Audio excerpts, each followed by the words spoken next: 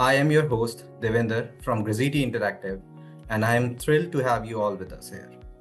Today, we will be discussing how AI has changed everything in marketing. What used to be all about keywords, ad spend, and gut instincts has completely changed. Today, it's all about real time optimization, predictive insights, and creating experiences so personal that they feel like one to one. How people discover brands, engage with content, and make decisions is actually evolving faster than ever. Over the next 1 hour, we will dive into what this really means in practice, how AI is helping marketers spend smarter, predict what customers actually want, and create conversations that actually matter. You can expect some real world stories, myth busting, and practical steps you can apply to your own strategy, all while keeping the human spark at the heart of marketing. But first, let's meet today's speakers, ones who truly live and breathe marketing every day. So, my first panelist is Joseph Cantu, who is CEO and founder of Insights ABM and a seasoned digital marketing leader. With over a decade of experience, he is a true pioneer when it comes to AI-powered campaigns to optimize marketing performance at scale. Along with Joseph, we have Danielle Balestra, with over 2 decades of industry experience, and she is the founder of Balestra Consulting. She is a creative marketing genius and a data storyteller with a passion for turning complex insights into engaging, human-centered experiences. Hey Joseph, hey Danielle. Hi, thank you for having me. Yeah. Thanks for having me. Thank you. To kick things off, let's look at today's agenda. So we'll begin our journey with how AI is reshaping discovery through GEO and AEO. Then we will dive into paid media and how smarter budgets are being powered by AI. From there, we will explore predictive analytics and how data is turning into foresight. After that, we will jump into conversational AI and its role in transforming customer engagement. And finally, we'll take a look at a few real-world examples of brands already using AI marketing at scale. At the end, we will have the answer to the biggest question in the room. Has AI really changed marketing forever? Or is it just the same cookie rebranded in a fancier wrapper? To begin today's webinar, I'm going to ask my first question to you, Danielle. How is GEO changing the way users discover content compared to traditional SEO? So let's make sure we all know what GEO is. It's generative engine optimization. Say that 10 times fast. Which really, it's moving away from your traditional algorithms, and it's more having context about what does your website compose of, what is the questions it's answering. So if you are moving towards answering SERPs, you're already going in the right direction, because what you need to have is very clear and concise information for people who are trying to find your service or your product. What does that mean about maybe your UX? You no longer have to worry about, the trust piece where people are linking back to you. You need to focus on being clear and concise, being very direct about what your services are delivering. It's interesting. I don't know if we need to focus too much on the different personas, as long as the product offerings and solutions are clear to the AI engines to understand what exactly you're offering. We should definitely be focusing on decluttering our websites, make sure that we don't have just everything that we've ever published ever on there. We need to make sure we're sort of clearing out the fat so that the engines know exactly what you're offering, and it's not getting confused by things that maybe you ran 5, 6, 10 years ago. So I think it's a really important thing to focus on, being and condensing your content today.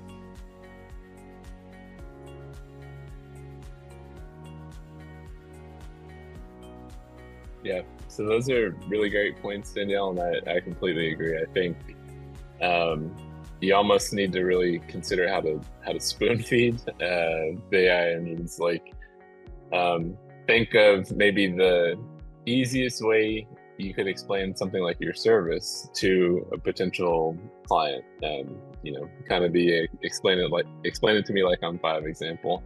But you really want to make sure you're doing that, like Danielle said, just across GEO And honestly, if you can do that and you're doing good SEO as well, you've already, got a few of the big steps already taken care of, and you're already putting yourself in a good spot overall. Yeah. And over the years, we have all seen that with all the new things coming into marketing, there are always some risks and rewards. So Joseph, what are the biggest opportunities and the risk for any brands with GEO adoption? Yeah. So I think, just like any other ad channel, things like that we've seen, over the past 10, 20 years, things like that, there's always going to be a first mover advantage. And sometimes it may also be a first failure advantage, right? So you may be the first person to try something out. You may see great success with that. And if you do, then, you've added a new tool to your toolkit that you can rely on, and hopefully build up a good basis to maintain that competitive advantage as you move forward. You could also try things out, see that they don't work, and just know, hey, this may not work for my brand. What makes GEO a little bit different is that if you are not taking advantage of owning these places and, putting out who you are, your services, things like that in a easy to understand way for them, there is a lot of lack of transparency and attribution there. So to take it back to a previous example, it almost be like when Google Business Pages came out, just letting anyone be able to edit and own your page, right? So think of this, but at scale, right? So if you're not setting up your GEO correctly, then who's to say that there isn't another brand, competitor, or even just all the kind of AI slop that's out there that starts to tell your story, right? And you, of course, don't want that. And then, so ultimately, the right approach is kind of like Danielle mentioned, taking what you're already doing, hopefully doing an SEO and doing well there, as far as best practices on that side. You're just adding some additional steps and layering to make sure your GEO is sustainable and that you're discoverable there. That's great.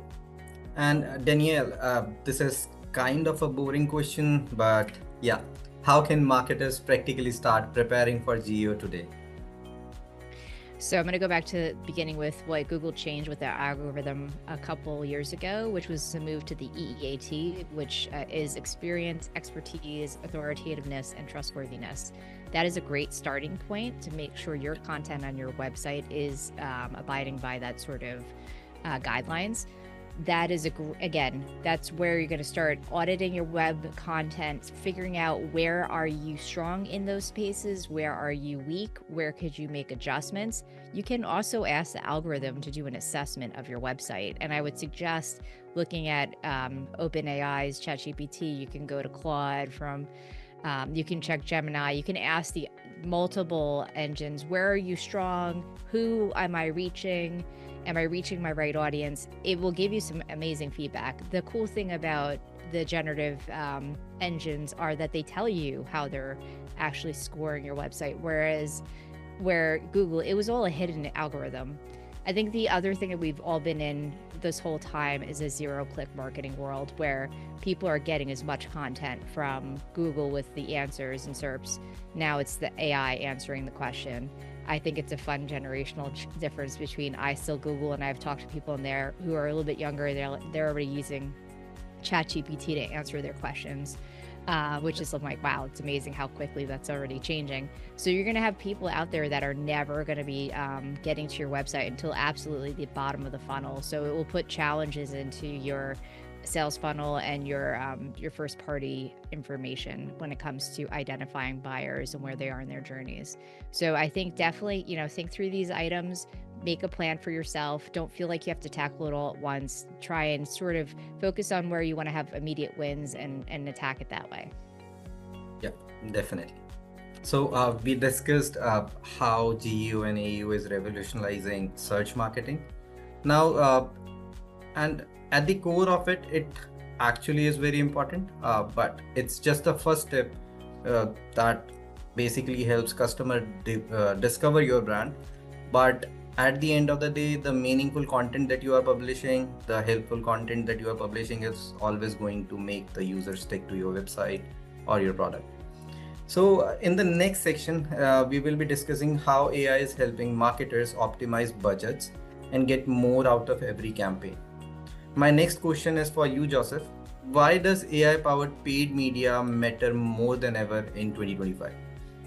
Yeah. So I think a few simple reasons. I'm sure we can all think of a few things in our lives that have gotten, more expensive over the past few years, right? And marketing acquisition costs are no different. And I would say, especially on the B2B side, there's been some really interesting trends. I remember 2020-ish, you'd see like ad exposures, number of channels, things like that for a B2B buyer. Something like maybe 10 to 15 touches across like 3 to 4 channels. You'd be able to get some engagement, things like that. More recently, within the past year, that number has become like 30 to 40 touches, depending on your specific buyer persona, on something like 8 plus channels. So your audiences expect to be found in more places. Those places can be more, disparate. And then they're generally going to need more engagement because there's going to be a lot more competitiveness, especially if you're thinking about, C-suite titles, things like that, those decision makers that, of course, every B2B campaign wants to go after now, right? So it's just getting more expensive to find those people. And ultimately, you can use AI to help, find some efficiency and ROI. So some of the things we've done have been just actually doing, competitive research. So Danielle mentioned, like, it's really great to use the tools just to look at your competitors, get insights on maybe keywords, ads that they're using, what their ICP looks like, if it's maybe slightly different than yours, so that you can find white spaces. And then using actual things as far as like maybe using tools to build out nurtures, right? So then you can have hyper specific nurtures on like a 1-to-1, 1-to-few level, which is going to help. Hopefully the relevancy and the personalization helps combat some of those higher ad costs. And then just with, privacy shifts, data shifts, I remember just this past week looking at a thing with a client in the AI space, just about legislation that was passed, like being considered in the US right now around legislation of something like 50 different pieces of, legislation being considered or currently being passed. So this, data shifts, privacy shifts here are growing at a really rapid pace. So the more that you can just really own your first party data, right? Get people to submit forms, get people to engage with your brand in the right way, helps you sidestep a lot of these either forthcoming or possibly forthcoming, like compliant things like that. So the more you can, own your audience, get to know them, be good stewards of their data, the more you can just set yourself up for long-term success. Okay. Yeah. So Danielle, can brands really rely on AI-driven budget optimization at this point of time? I laugh because when I think about whenever I run a Google AdWords, it's always like, oh, if you spend $5,000 more, you can reach this many more impressions. So I do think a lot of these algorithms, regardless which platform you're using, are going to be a little bit questionable. Like, is it being gamified so they are the most profitable? That's still very unclear. So I think it's, what I'm hoping is that the AI ad networks are not going to go agency route the way programmatic also went, because it's that way, as end users, you have a little bit more control and you can make sure you are targeting correctly. So again, I think it's going to be very direct. It's going to have really precision, very exact targeting, and it could potentially reduce waste of just bringing an ad where the person is not. But I think it's going to need to be some type of human AI collaboration to make it easier to manage those budgets at scale. Yep, definitely. So next question is for you, Joseph. How can brands practically prepare their paid media strategy to stay future ready? Yeah. So make sure that their data is always, as I mentioned, being good steward of data in my last kind of response, making sure that they're just taking care of the first party data that they have, making sure that, it's protected, but also that it's cleaned, enriched, things like that, updated over time. So then you can actually use that data in a good way in a campaign. I would also suggest kind of taking a shift in maybe how you think through metrics. So I think Danielle mentioned a great point earlier just about seeing a decrease in clicks to website. So we've seen that across a lot of clients. So you need to maybe take a step back from traditional clicks, the way you look at it in Google Analytics, and maybe start looking at things like lifetime value, incremental growth, how I'm reaching my buying committee in a variety of channels, things like that. And then, over time, you start to change how you're optimizing campaigns. So you start to go from looking just at leads to, am I bringing in the most valuable customer, and how long are they staying with me? That also really makes things like churn prevention, upsell, renewals really important on the B2B side as well. So that also ties back into using that first party data well to keep those customers latched onto you. And then I think now more than ever, you just have to be willing to test and learn. I know probably over the past 6 months, I've tested and trialed and bought more tools probably than I ever have. And some of them have worked out really great. Some of them haven't. I know I've tried probably 10 different models for, inputs, outputs from clients, things like that. So it's been really interesting, and what you're gonna see work is probably gonna look very different by client, by industry, and by use case. So I would just say continue to challenge yourself to test and try new things. Yeah. So in this section, we all discussed about how AI-powered paid media matters right now more than ever, how brands can rely on the optimization powered by AI-powered suggestions, and then we moved on to how brands can practically prepare their paid media strategy for the future. It's properly time for us to move on to the next section, where we will discuss about insights and analytics, how AI can help you turn data into smarter marketing decisions. For this, my first question is for you, Danielle. How is the rise of insights and analytics changing the role of marketing teams today? I mean, once we started really being data-driven marketers, we definitely went away from being gut, or I feel this is going to hit our audience well, to now really knowing exactly what's working. What's amazing is now having the AI as our partner. I like to think of it as like, I'm Tony Stark and this is my Jarvis. Because, as a data-driven marketer, I'm here to just, I can only look at certain patterns and certain amount of rows of data. I can't look at the whole entire set. Now you're unleashing something that could look through the whole entire data set. And you have to give it the context of what's going on inside that data, but it's going to pull some amazingly powerful insights that you might not have thought through. It's also going to take prejudices away. And the speed of which it's going to bring this information back to you is going to be amazing. So you're going to look like a total superstar in front of your leadership team, having so much more insights. Like, I think we've been doing a great job with our insights today as marketing technologists and operations folks, but leveraging the AI is going to put us to the next level. Yeah. And having known you, Joseph, from past couple of years, I know the next question is right up your alley. Let's talk a little about predictive analytics now. And what are the most powerful use cases of predictive analytics in marketing right now? Yeah, so my response is always going to be tied to revenue. So I'd say the biggest impact I've seen is just actual revenue forecasting. So I think Danielle mentioned like being able to kind of partner with the tool, and that's exactly what we've done a lot for campaigns. So we'll try to anticipate based on industry trends, based on the market, based on new competitor entrances, things like that, how that's going to affect our demand for our client, what sort of shifts we need to make in our campaigns to combat that sort of stuff.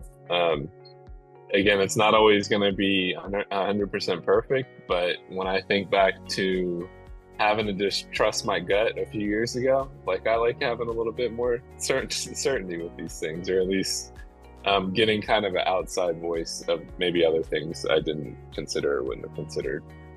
And then, as part of this, predictive analytics and just in general, all the just growth of AI has really driven an expectation of personalization. So I know we've heard it all as marketers over the past few years, but when you think about the ability to do things at scale, the ability to maybe anticipate the next action that your buyer is going to take, there is, I would say, not just an expectation, it's almost become table stakes now to have really personalized experiences.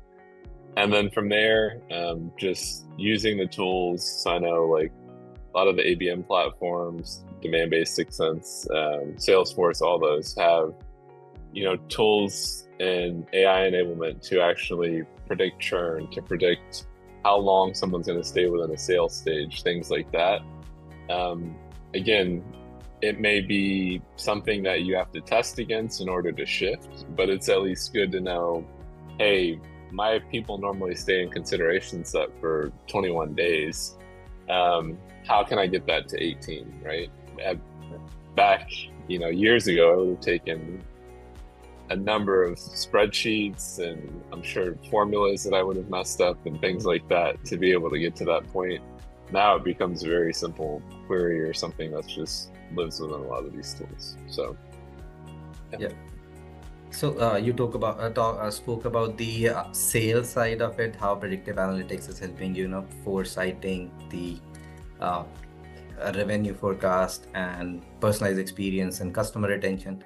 Something similar to that, we were also facing a challenge when we, as a marketer, when we were talking about our annual budgets. With the help of an omni-channel marketing dashboard that our analytics team made for us, we are now able to predict which physical events we should go for. And since it's B2B marketing, we do a lot of road shows, physical events, virtual events. Then we do a lot of email campaigns, social media campaigns, paid marketing, search engine marketing, SEO. So all that data becomes quite scattered for us.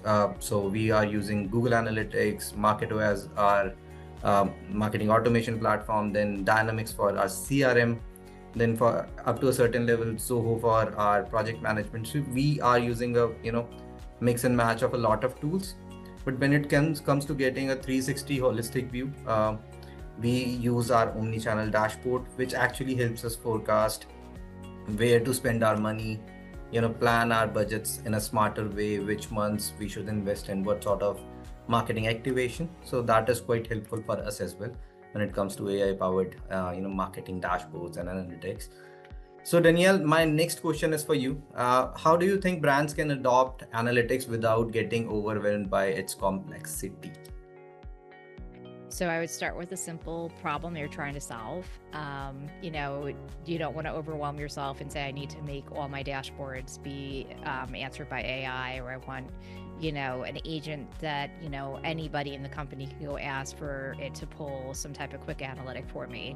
Start small, start with answering one question that's important for the organization.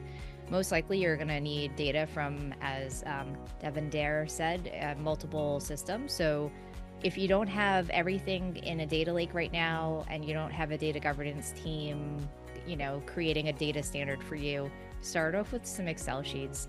Start off very basic. Get to know the context of your data and the challenges you're going to have with the AI to answer the problems you have. Is there missing information?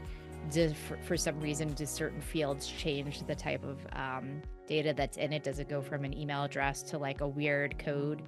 Make sure you have a good understanding of what's inside every row and table inside the data that you're going to be throwing to the agent, and make sure you give that agent the context of what it's going to be facing when you ask it to build the question. And a lot of existing vendors you might have relationships with have AI available. So like Salesforce has Einstein, and HubSpot has AI, and Azure ML, so like Power BI has some aspects. So you might have some access today. You can still use public AI like ChatGPT or Claude, but I would definitely recommend, to a point Joseph said earlier, make sure you have your data policies, your AI policies in place. Make sure you're not violating anything by giving your data over to a third party. I did sit at a networking event recently. Somebody's like, oh, I threw all this stuff into ChatGPT, and I cringed because I'm like, ooh, I hope you had data settings so that it's not sharing with everybody. So make sure you also adjust settings. If you have an enterprise level account, that's a better and safer way to use them. But if you don't, there are ways to adjust your settings so that it's not learning from the data you're submitting, and it's only keeping it in the experience that you're requesting at this time. Yeah.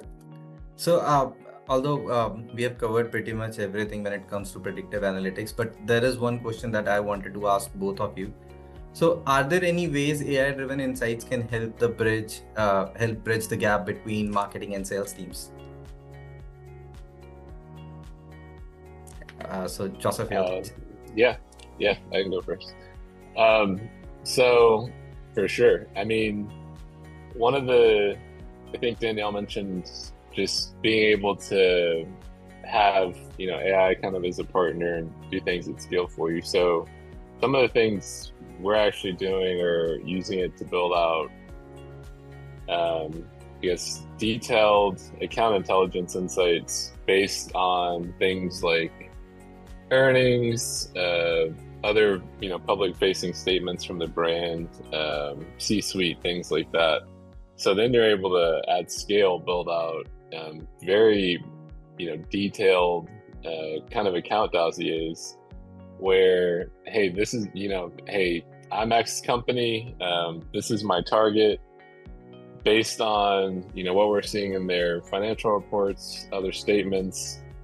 Here are their top priorities. Therefore, as a seller, when I go talk to these people, here's how I need to approach company A within this industry versus company B. And they're very kind of small framing, right? Maybe company A is really into like digital transformation and innovation, and company B is more into the risk side. Ultimately, it could be the same buying committee, but just fine turn of phrase can make a very different outcome, and things like nurtures, phone outreach, LinkedIn campaigns, things like that. So I think that's just one example of how it can be used. And I'm sure as the platforms themselves and things like that continue to evolve, I'm sure the connection between the two is going to just become even stronger. Yeah. Your thoughts, Danielle? I love that, by the way. It's a very cool. It's almost like intent data, but even deeper. I do think the MQL issue that we always hear about could potentially be solved with the AI. I think it could be smarter and help us, again, identify the right individuals and help to push forward the right people to the sales team and the SDRs. We created scoring models based on what we think, but having AI unleashed on all of our data touch points to identify where they are. It's not a linear buying pattern. It's not a linear content consumption. We all know that. We know it's very dispersed, but maybe it could actually help us better identify, what content is being consumed, what content's not being consumed. So we're not putting overemphasis on certain pieces versus others, and showing where we think somebody's ready when they're not. And adding and layering that intent data is an amazing added piece, because then you really know how close they are to potentially purchasing something for you. So I do think, again, having all those data sets pulled together and letting this machine analyze all of it for you, it's going to be doing something we haven't been able to do very well. We've done well, but not to the level where it solves our connection with sales. Definitely. And this was actually a very personal question, since majority of the audience here is from marketing background, and we all have that rift with, sales versus marketing. So that's why I put this question in. Yeah. So we have discussed about predictive analytics, and let's move on to our next section, which is conversational marketing with AI assistants. So my next question is for you, Joseph, which is how is conversational AI changing the way brands engage with customers today? Yeah. So I'd say, one of the main ways is just people expect, actual engagement and actual advice from these tools now versus just a static sort of scripted chatbot. And I say this from the experience of somebody who built out chatbots for clients like 5-10 years ago, and I remember having like 5 little conversation paths and feeling like it was the coolest thing ever, and clients loved it. Right now that wouldn't get you anywhere. So people expect that the conversation be hyper personalized to them, that it's tailored to them based on real-time context, and then not only that, but also that context be carried across different channels. So if I have engaged with the chatbot, or not the chatbot, like the AI advisor, whatever you want to call it, on something like Reddit, right? If I engage with that there, and then I'm followed up with like a sequence in HubSpot, which connects to LinkedIn, I want there to be some memory or engagement, some memory and understanding of what my previous engagement was. Or if I submit a query on a chat and that is connected to my sales team, then I would want the sales team to be able to kind of seamlessly pick up on that conversation. So it needs to be omni-channel, it needs to be 24/7, it needs to be connected, and it actually needs to make things easier. Like, you don't want to be duplicative or adding steps. It needs to be making things quicker, easier, more accessible. Yeah. And there's a lot of chatter about AI SDRs these days, and people get a little bit skeptical that AI is going to take their jobs, but the actual reason is something else, I believe. It's real-time response. It's something that if fed correctly, AI can help you enhance customer experience.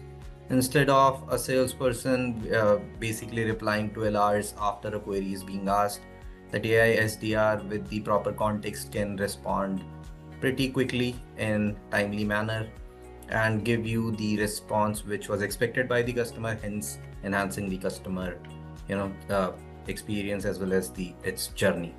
So moving on to the next question, Danielle, what are some key trends in conversational AI that we'll see in the future? I love the morning show. I feel like if you watch that show, they have already addressed deep fake AI Yeah. with Jennifer Aniston's character. But I think that's true. Like, we're going to start seeing that more accessible for us to leverage, where we can have a blend of text, voice, and even visuals. So there might even be an AI, like a fake pop-up of a video with somebody who's answering who's not actually a person. So it's very cool to think of the multi-module AI that's going to be available. Again, voice commerce, so AI-driven transactions through the smart speakers and voice assistants. Like, love how my kids saw us calling Siri to find her phone. I'm like, I never thought of that. That's a brilliant idea. And then real-time analytics, conversational data becoming a gold mine for customer insights. So I think those are the new items in the forefront for us to consider. Definitely. And Joseph, when it comes to adopting conversational AI, what are a few things that a brand should keep in mind? Yeah.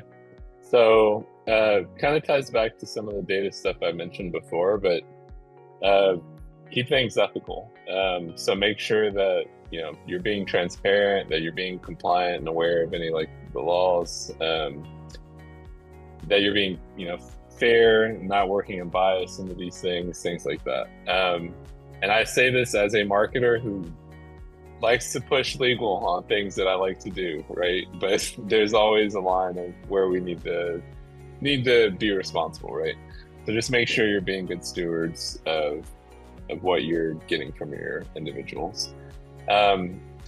Make sure that you're actually connecting these things to your CRM, your marketing automation, your content optimization tools, things like that. Danielle mentioned a great point of just starting off testing and doing what you can. But as you start to have hopefully successful experiments, either making sure you have the baseline integrations you need to be successful, or as you start to scale, making sure that it's like, hey, we can do this with a mix of Excel sheets and some elbow grease right now, but over time we're going to need XYZ connected to be able to really give this the kind of support it needs longer term. And then, as I've said before, just be willing to experiment. And then as you see wins, hopefully kind of push the envelope a little bit further. So I always kind of like to set the deck, maybe pick one or two easy wins, very definite scope, things like lead scoring, whatever it may be, lead gen, how can we support another line of business, get a couple wins there. And then as you have some ROI, start to build those use cases into maybe more experimental or off-the-wall ideas and kind of go from there. Definitely. So the next question is open to both of you. Again, it's what impact does conversational AI can have on a brand's ROI? I think it's a mix, because I think about us as the recipients. If we're calling, I think of like medical offices and they have the AI answering and trying to, push your call to the right extension. It can get a little frustrating. Even with the smarts it has, at some point, I think people want to talk to somebody. But when it comes to B2B and you're trying to get some clear information about what the product or service is and when can you get a demo, or, there are a certain level to what Joseph said, like 5 potential questions to ask, or most frequently asked questions. Like, you can get the bot to really answer those very well. I think it will definitely make the experience easier, and hopefully the interactions immediately, they'll have a good base conversation covered, and they can have a really interesting and deeper, if you have a product that's a demo, like they'll really understand what's going on at that point. Definitely. Your thoughts, Joseph? No, I think that's a great way of putting it. I mean, just figuring out, I would say at this stage, I think maybe pure attributive ROI is going to be a very elusive thing, right? But you could definitely see things like, hey, is my meeting quality improved? Does it seem like we're able to set meetings a little bit quicker? Things like that. And those are, you can leverage AI insights to do that. You can also leverage it to help you report on that sort of thing. So ROI doesn't always have to translate immediately to dollars, I'd like to think, in some sense. I touched on kind of earlier about needing to expand how you view success with some of these pilots. Definitely. So we have discussed about conversational AI, but let's look at what does it look like in the real world. Can we just take a quick look at some B2B brands that are already using AI at scale to drive results? So next question is for you, Danielle.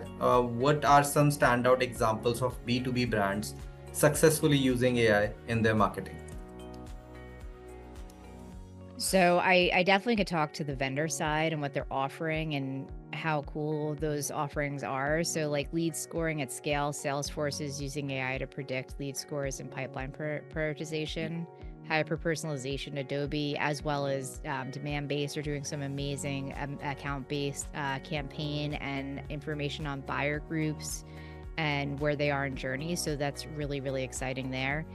AI-powered content. So IBM is leveraging AI to generate technical content and product explainers. So there's some really cool offerings out there. I definitely think you should think about, for somebody thinking about what to do, think about what can be automated, that can't be automated today, that the AI will help you with. So definitely think through those before you automate something that's already automatable, if that makes sense. Yeah. Joseph, so what are some lessons that other marketers can learn from these large-scale implementations? Yeah. So I think the examples that Danielle mentioned are great, because each of those tools, or they have a very specific focus on what they're looking to solve. So like the Salesforce predictive AI for lead scoring, that is a very specific answer to, very specific question to answer for an organization. So they're focusing on one main impact area. So I think as you think through maybe use cases, experiments, things like that, try to distill it down to kind of one key impact area question we hope to answer. They obviously all care about data and connectivity of those things. So having worked with demand-based things like that, the more data that you can connect within the platform, the better outputs you're going to get, right? So if you want really good insights into your customer journey, then you should try to connect your CRM, your LinkedIn, everything that you can, or else you're going to kind of shortchange yourself. Which ties into this kind of overall integration, making sure that all those systems and individuals are talking to each other so that you have an accurate measure of success. Yeah. So although we have discussed about what Salesforce is doing, Adobe is doing, IBM is doing, the biggest question that comes to the minds of us marketers is how can smaller or mid-sized B2B brands can apply these learnings without having enterprise level budgets? That is for you, Danielle. So some of your products you might have subscriptions or own today might have some functionality. So like HubSpot has AI, LinkedIn Campaign Manager has AI, Google Ads have AI. As we talked about earlier, ChatGPT has free functionality, as is Claude and Gemini. But remember, make sure you are compliant when you are using those tools.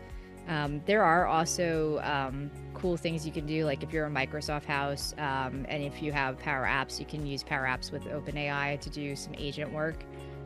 Same thing with Salesforce with their low-code products that can talk to Einstein. So there might be things you already have subscription or access to that you just need to explore and start playing and testing with. Again, you can also outsource. You can ask people to help you with this. There might be some agencies or vendors who have this area that they could build, or they can create something for you safely. And I would also share, again, like I said earlier, like try and just pilot and test something very specific. So where I just came from, my organization needed to always understand who we were talking about before we sent out any type of email about a law changing. So it was a manual process. We'd have to go through the actual content and then find people in the CRM and then find the person who owned the relationship and then verify that there was no conflict with talking about that person. And the team built an agent where you just pop the article in and it automatically pulled all the resources together, so we could just quickly check with that the owner of the relationship to make sure it was okay to talk to that person about. It saved a lot of time. So think through like what could be automated with AI, or what could be automated with your existing tools, like adding data values in a row or a column in Excel. You can create a macro to do that, or a function formula. So just think through what can or really will create power for you when it comes to creating an agent or creating some type of automation with AI. Yeah. So being marketers, we all have, measured our success in a lot of KPIs throughout the years, be it CPC, CAC, acquisition costs, and everything. Are there any emerging metrics or KPIs that marketers should track to measure the true impact of AI-driven campaigns? This goes on the organic side or on the paid side. And Joseph, what are your thoughts about it? Yeah. So not necessarily KPI specific, but I think some of the things that I would look to or expect as you start to kind of enable some of the tools would be things like, am I able to personalize at scale more? So am I taking my one-to-many campaigns to one-to-few, or am I taking my one-to-few to one-to-one? Obviously, as part of that, you'll start to see improved engagement rates, things like that in the areas that we traditionally are used to. So click-through rates, pipeline acceleration, things like that. I think some of the more interesting or kind of marketing adjacent things to look at are like what sort of customer feedback am I getting, or prospect feedback am I getting? What is the sentiment of that stuff, and how can I use that for marketing? So maybe it's things like using a AI tool, for your meetings that can actually assess sentiment of how that sales call went. So then you can use that to tailor like your next outreach. Even just being able to test some messaging and things like that at scale through AI. So I think Danielle mentioned like using it for competitive research, things like that. Being able to develop ad creatives, run that through AI models, things like that, to be able to know, hey, this creative isn't going to work, blah, blah, blah. I'd say the last piece has also been maybe some more of the predictive items. So actually being able to do marketing outreach based on how often you see a user like using a software, or maybe we can see that somebody is a trial user at X level, but their buying committee isn't aware of us. How can we use this signal to get our ads in front of the buyer to get the enterprise license? So a lot of it's just also just operational efficiency, predictiveness on how we can connect things to be able to make them actionable for marketing, if that makes sense. Yeah, definitely. So before we conclude the session, there are a few questions from our audience in the Q&A section. I'll read them out to you guys and you can pick it as and when you want. So the first question is from Hal. As we move over to GEO, are there things to keep in mind to avoid hallucinations that could alter the output?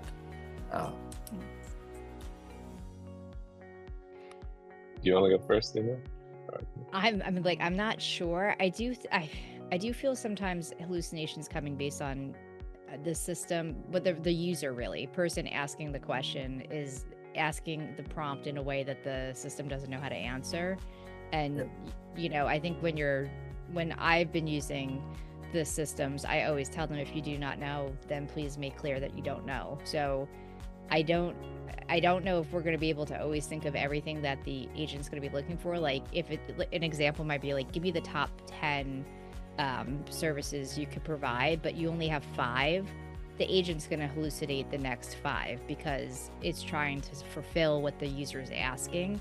I don't know how to, I guess you could in your schema or in your background just say like, there is always only 5, do not create anything beyond the 5.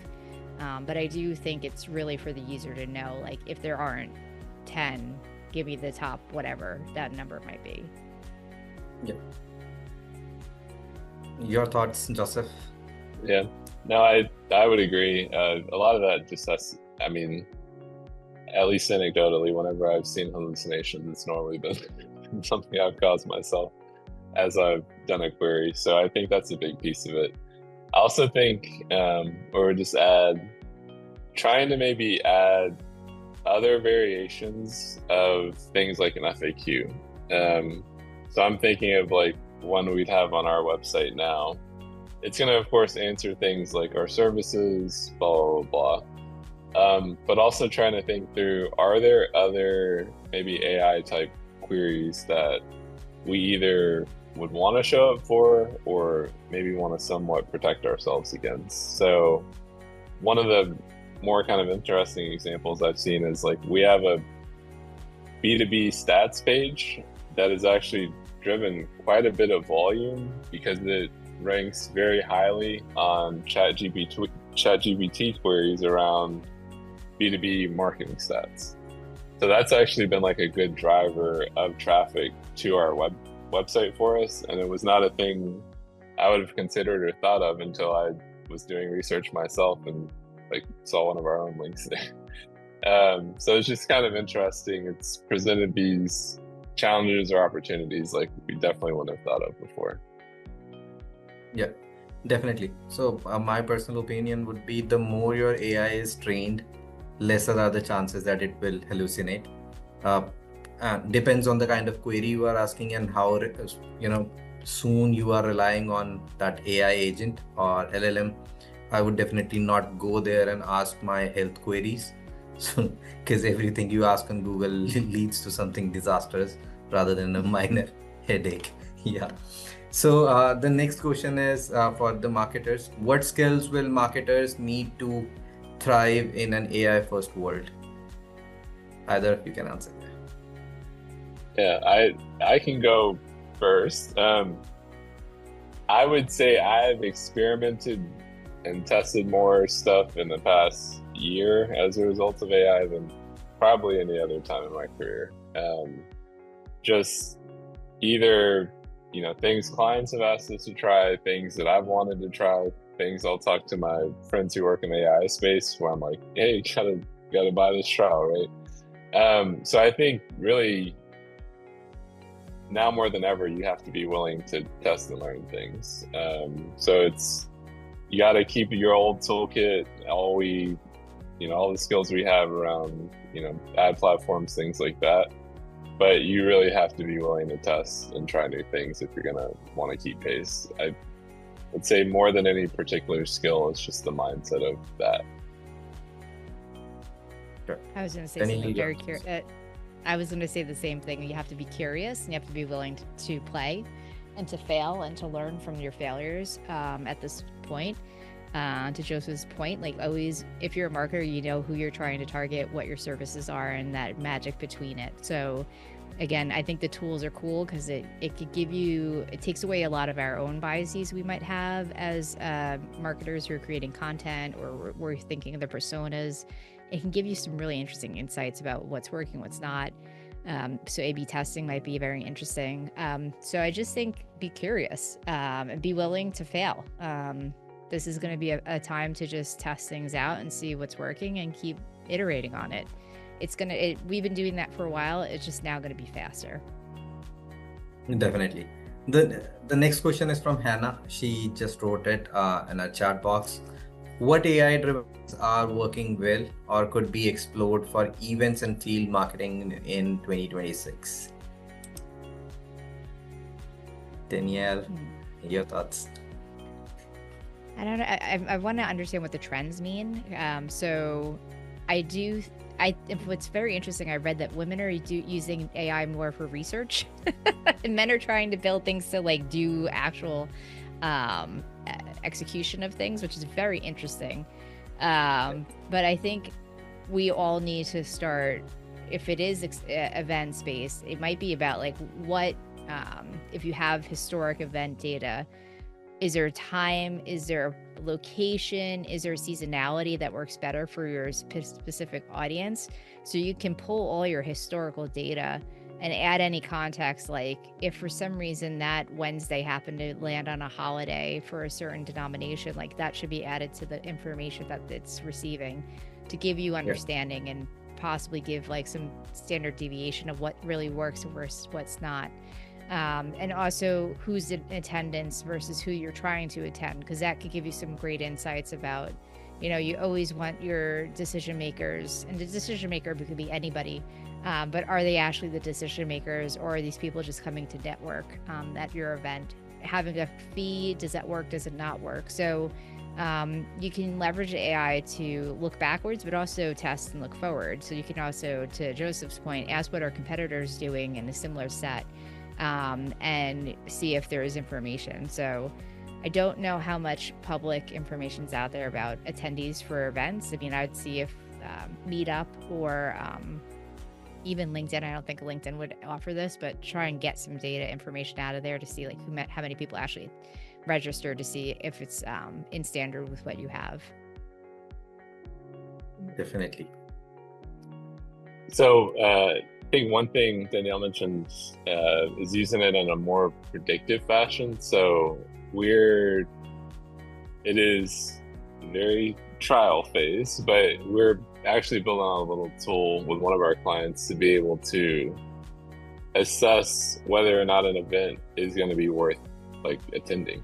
It's very kind of red, yellow, green, but it's based on what we can see of previous events, as Danielle mentioned, like what previous kind of public data. We have our first party Salesforce data where we've looked at, what events have worked well for us, which have led to meetings, this much pipeline, etc. And then somebody can come in, request an event, and it'll basically give us a, hey, this seems good, automatically send it to the next step. This is one you need to review. This is the one that's probably not going to work out. So very basic iteration, but I think obviously there will be much better ways of those things in the future. And then just I would say one of the more improved areas of attribution recently has been around event measurement through AI with stuff like demand-based, Salesforce, etc. So I know as a marketer, I've actually been pretty happy with some of the improvements there, because we all know that marketing has been very tough to track. So any sort of improvement there has been much appreciated. Definitely. So Hannah, if it is on the experience side, you can have, various types of gamifications related to AI to enhance the experience.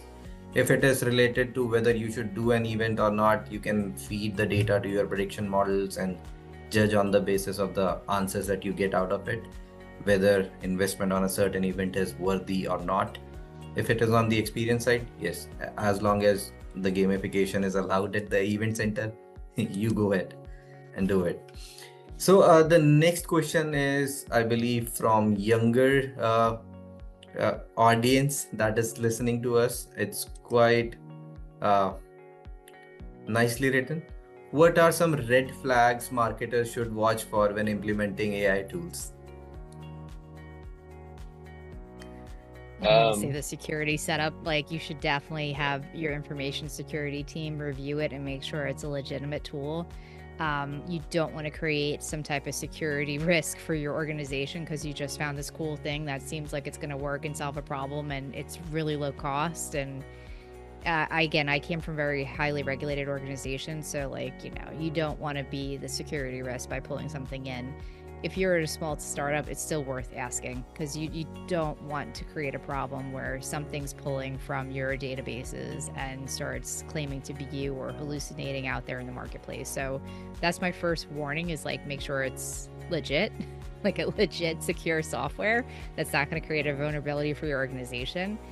And then secondly, I think the way I've been looking at it is what is different than having it in a larger LLM? So is it something that I just need to train the LLM agent, or is it really something unique that I would never get to be able to build myself? Those are the two things, because it's really the cost and the security that I would be most concerned about. And if it's something that I could create an agent in OpenAI, I'd rather just do it there than have to buy a subscription with somebody else who's leveraging OpenAI as a base model. And there's a lot of cool things you could build on your own. There's a couple of different agents you can build using OpenAI's model, or I think it's Gemini. So there's a lot of options out there, but security and cost are the two I think you have to pay attention to. Definitely. And since we are at the end of this webinar, I'm going to ask the last question, and you guys can answer that for the audience. What's one area of marketing where AI shouldn't be applied, at least not yet?